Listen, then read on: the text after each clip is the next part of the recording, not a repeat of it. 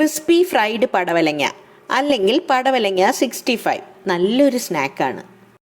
Pure vegetarian ഡിഷായ ഈ പടവലങ്ങ 65 ചായയുടെയോ കട്ടൻ ചായയുടെയോ കൂടെ കഴിക്കാൻ സൂപ്പറാ.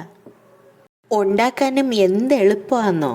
2 സ്പൂൺ കടലമാവ്, 1 സ്പൂൺ അരിമാവ്, 1 സ്പൂൺ കോൺഫ്ലവർ, 1 സ്പൂൺ മുളക് പൊടി, 1/2 സ്പൂൺ ഇഞ്ചി വെളുത്തുള്ളി പേസ്റ്റ്, ഉപ്പ്.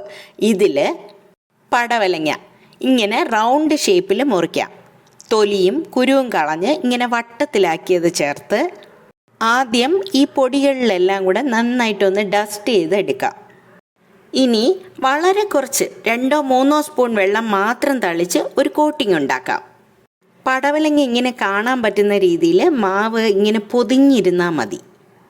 ഇനി തിളച്ച എണ്ണ മീഡിയം ഫ്ലെയിമിലാക്കി വറുത്തെടുക്കാം.